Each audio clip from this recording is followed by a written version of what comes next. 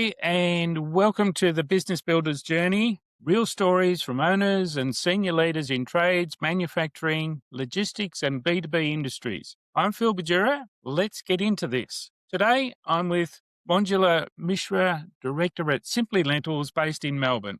Manjula Mishra is the founder and director of Simply Lentils, a chef by profession and an entrepreneur by passion. Manjula is on a mission to put lentils on every Aussie plate through innovative, easy-to-use products made from Australian-grown pulses and lentils. Her goal is to make nutritious, sustainable and delicious lentil-based meals more accessible and convenient for everyday Australians. Welcome, Manjula. Thank you so much, Phil, for having me today.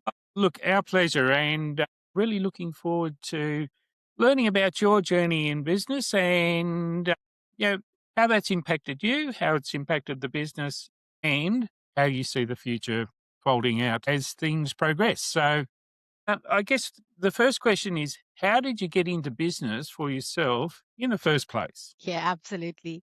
So the business started back in 2020, COVID times, and I was back in Canberra then.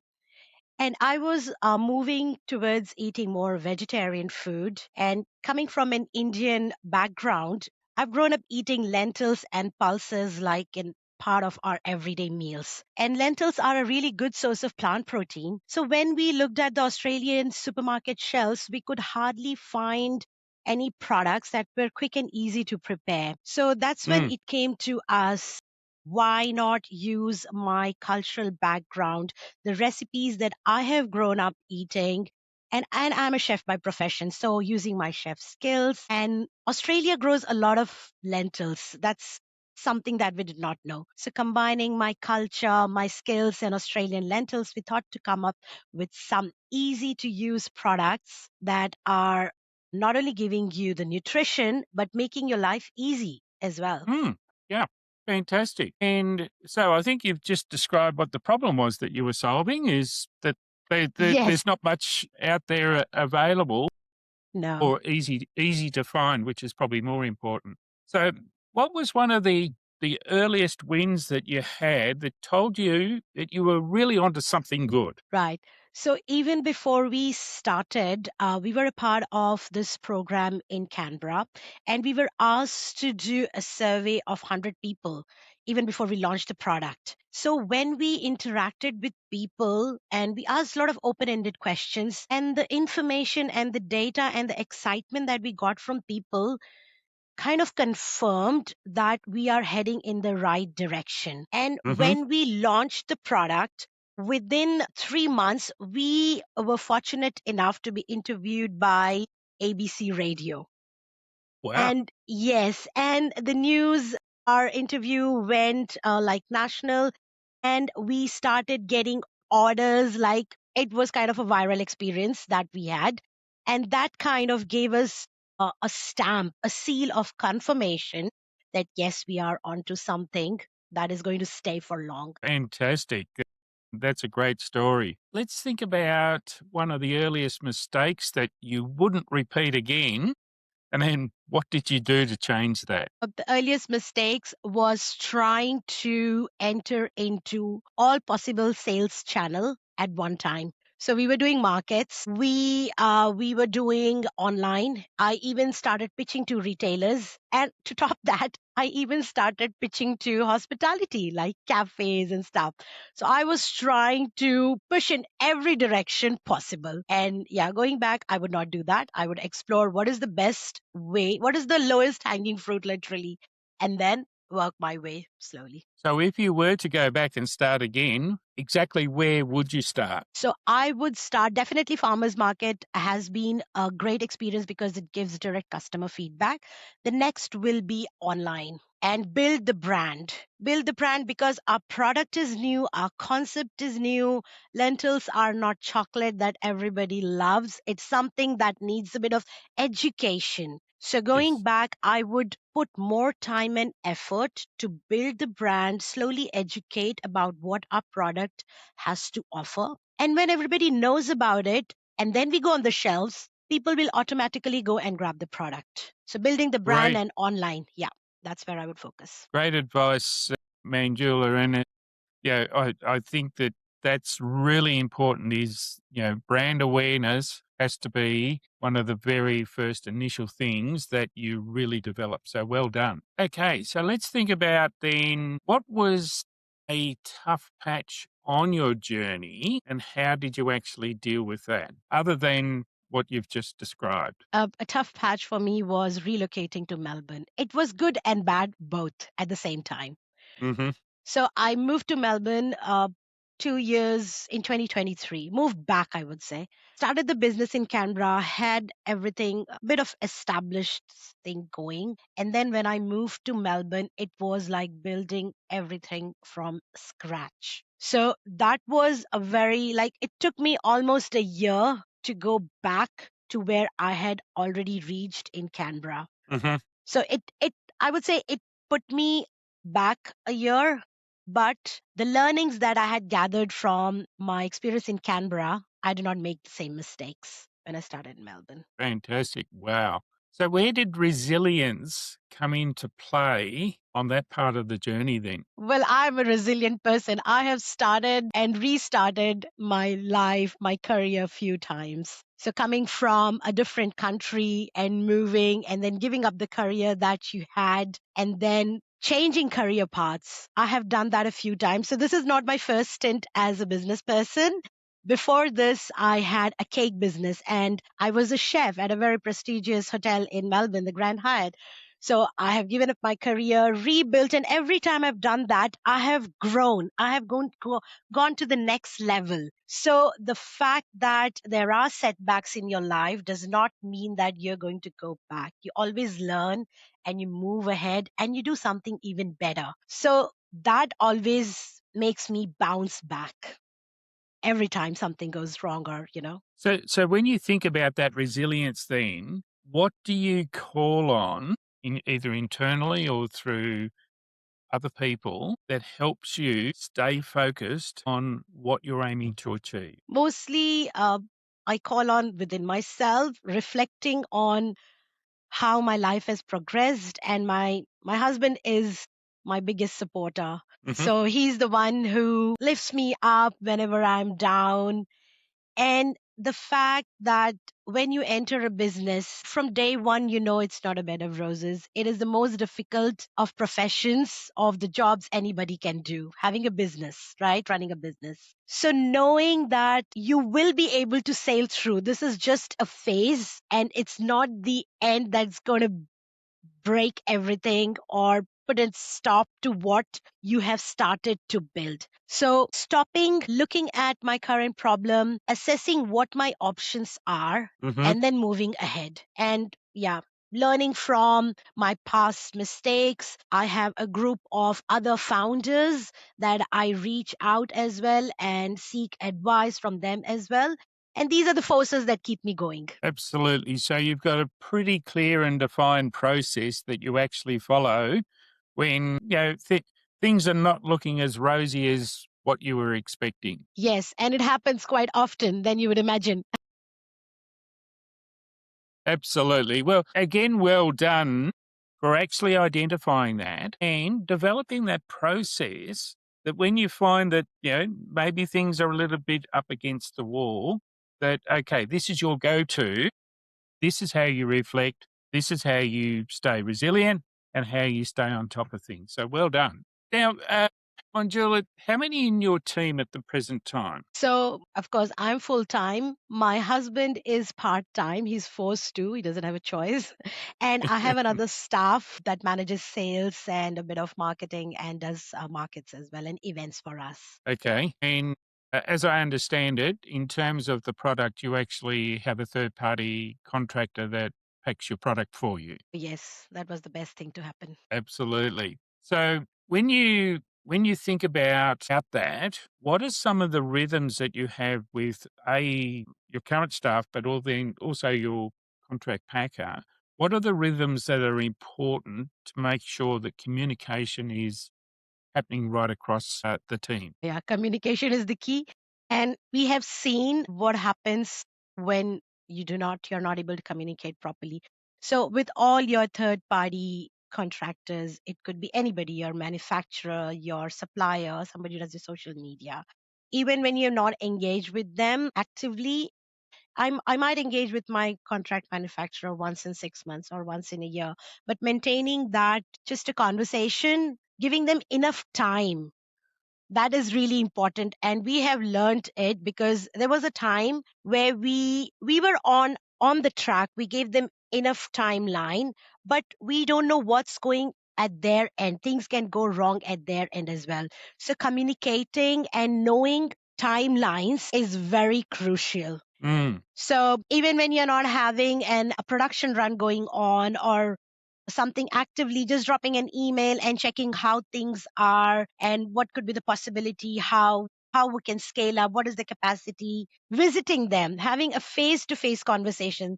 So when I finalized my contract manufacturer, my co-packers, the people who do my packaging and pouches, everything, I have visited all their facilities. I have had a face-to-face meeting with all of them. And that I think is a game changer. When people see you in person, they remember you. They build a different kind of connection than you have just on emails. So take that effort. That's what I would recommend. Having an email conversation is fine, but take the effort to have that face-to-face meeting as well. Isn't that interesting? In today's world of, I guess, technology, AI, and everything else, one of the things that I think is going to be most important not to forget is the importance of the face to face meeting. So I can only really support what you're saying there, Manjula, because I just go back to my own corporate days and, the only time we could ever get anything really done that we needed done, if we did it by email or phone call, it never happened. But the minute you showed up face to face, boom, yep, Yeah. fixed in an instant. So, a really important point. Thank you for bringing that to our attention. Thinking about decision making when you're under pressure, do you have a specific framework that you use to help you arrive at the right decision? Yes, I always put everything down on paper. Still use a diary. I still use it. I'm a very pen and paper person. Write down, first of all, I'll write down the end goal where I need to arrive.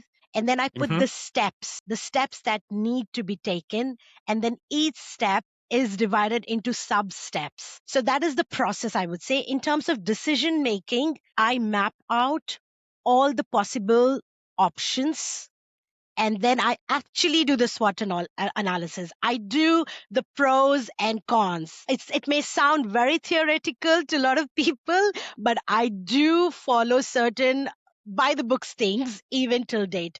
I will do that, and then I will see what is the most logical decision that is able to give me the outcome that I want. And yeah, that's how I always do. Even in my personal life, I use a pen and paper. I do a SWOT analysis, and I even tell my 15-year-old son, learn to do a SWOT analysis and do pros and cons if you are stuck in decision making. Very, very, very sound advice. Thank you for sharing that. Where's growth coming from in your business at the moment? Well, in terms of the direction and future growth for the business, where do you see that coming from? Look, right now, I can see there's a lot of potential growth in our online business.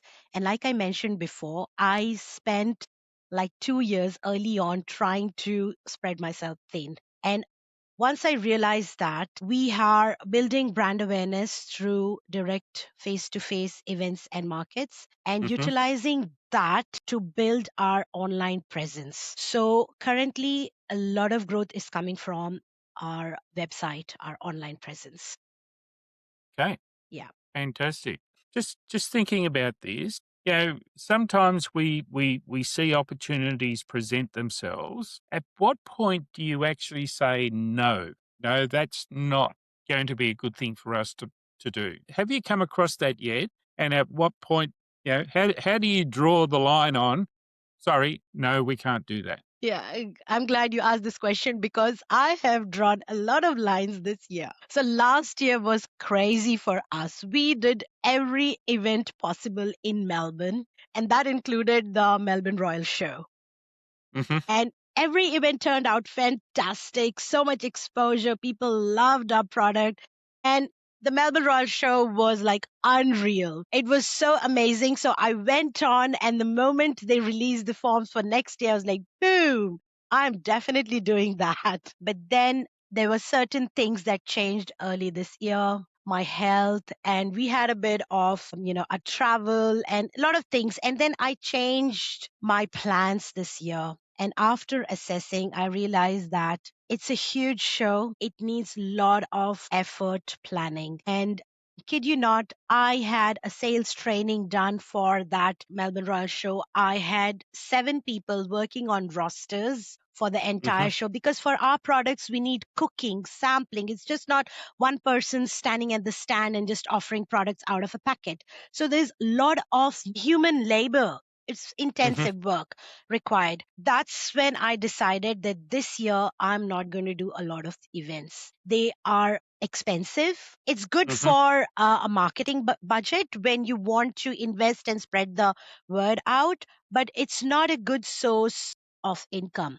You Mm. don't make like 5 or 10 times the money you put in. So this year we have drawn the line for doing big events. It was Hmm. hard because it's exciting, it's good for cash flow, and it spreads the word. Like brand, it's amazing for brand awareness. But I have decided to draw a line, and it was hard for me. But yes, I've cancelled a few events this year. Okay. Yes, and look, I think it's important that, particularly in business, that you stop, reflect, and really identify, well, is this a good thing for the business? Is it a good thing for me? And then, having the courage to then say no, that can always be a bit of a game changer. So, yeah, well A lot done of in times, identifying that. yeah, a lot of times you get carried away. And then when everything is done, when you reflect and you look at the numbers, and there's like, oh my God, too many overheads, and it's not actually helping the business. So, yeah. Yeah. So, Manjula, thinking about, I guess, the numbers in the business, how important is knowing the numbers in your business, and how do you use the numbers to then make decisions? It's extremely important. You should know all your numbers as a founder, and that not only includes your sales numbers, your pricing, but also every expense. You should be able to track and know what are the things that are costing you. And I am always like, we have an accounting software, we have an accountant, but I go through each and every expense, every line item to see, is that actually helping me? Like I mentioned before, a lot of times we get carried away, and we like subscriptions, hidden subscriptions to this app, that app, everything adds up. And I have started to become very frugal about it. If that's not Hmm. adding value to my business, even if it is a $30 annual subscription to something, I'm not going to use that. So that way, reducing your expenses. And the other thing is your pricing for the product. You should be able to price to scale. The mistake that I have seen a lot of people do in the beginning, they price, but they don't think about the margins that will be eaten up if they go to a distributor, a retailer. And then when they want to scale up, that's the biggest struggle.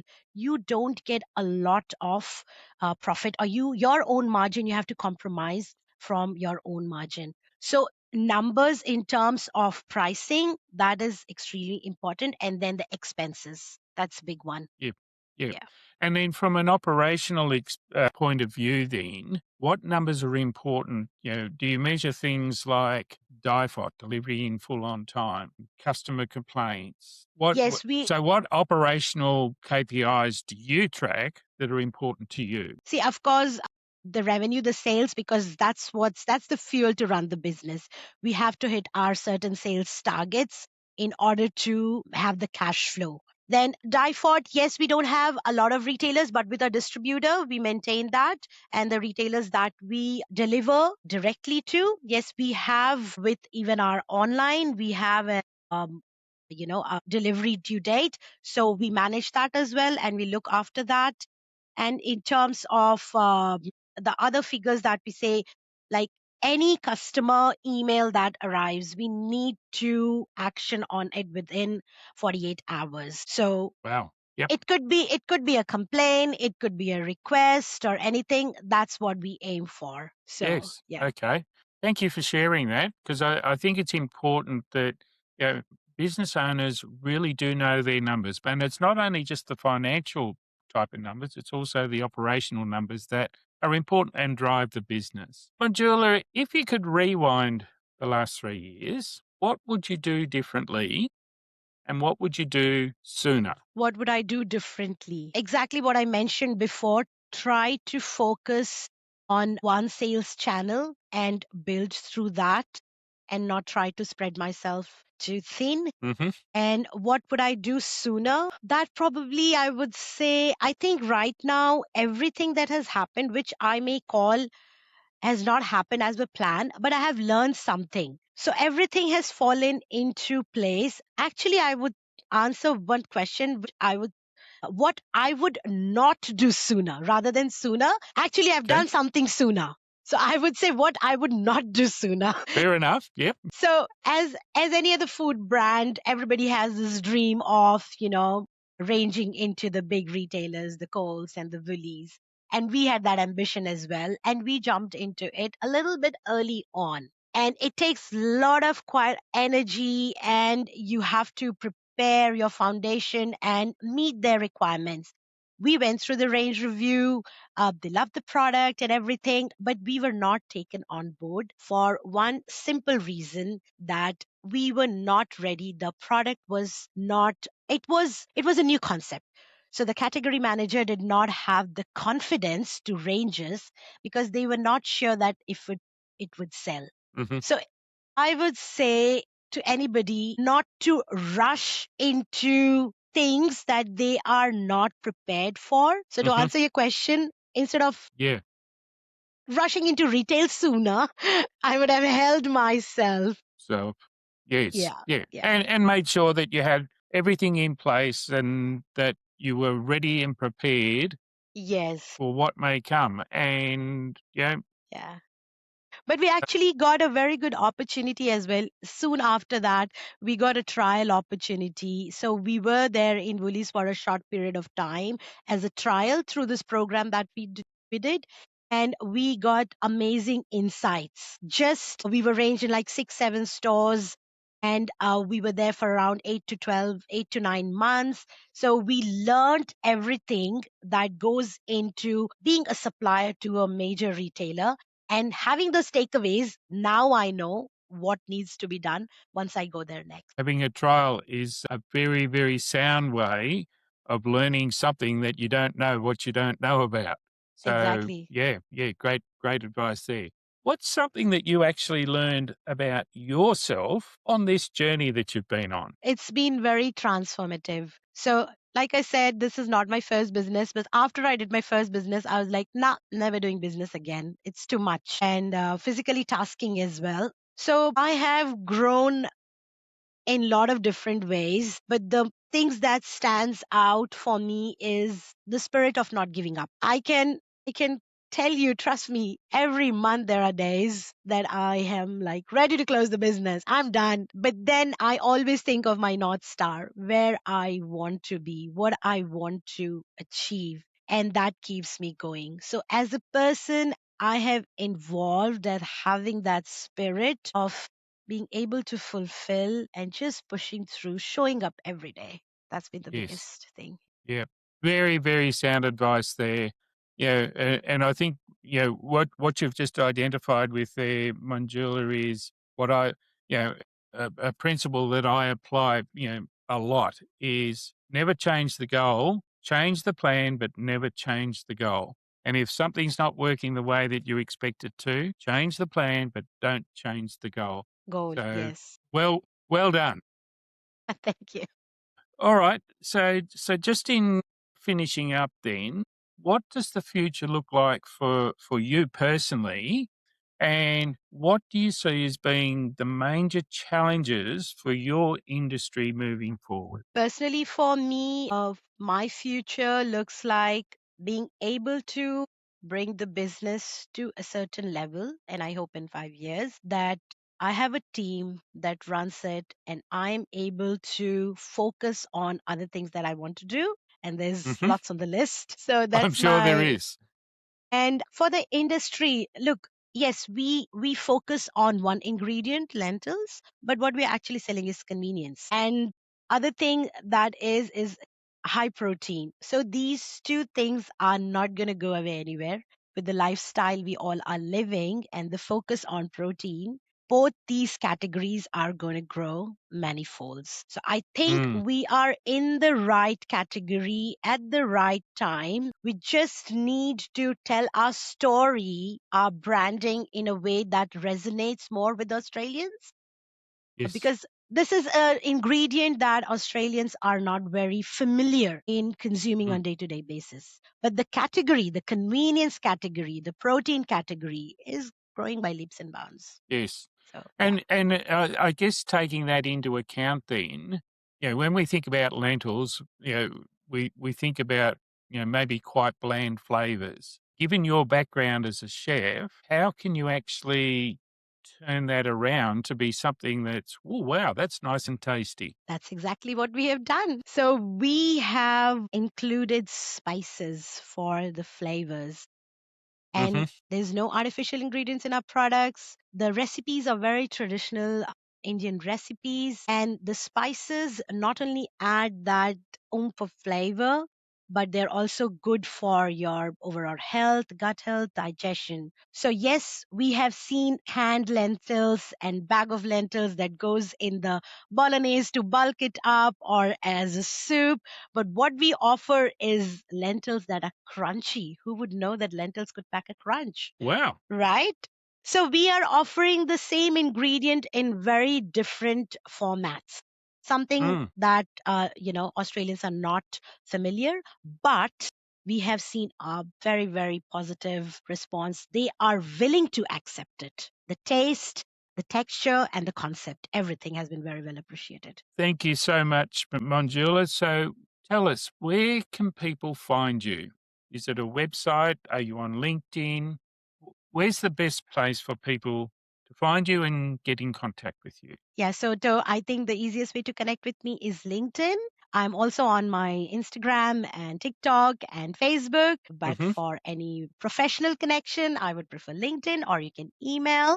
My email is also on my LinkedIn account. And our website for our website is simplylentils.com.au if you wish to try any of our products. And please do. So go to Manjula's Simply Lentils website and be bold enough to actually make a purchase and try out the new products that they're delivering. Thank you so much, Manjula, for sharing your story today. I look forward to following you on the journey into the future and celebrating the wins that you have along the way. If you're a business owner and a business story that resonates with this podcast and you'd like to be on the show, please reach out to us. I'm Phil Bajura, turning business dreams into reality. See you on the next episode. Thank you so much, Phil. Thanks once again.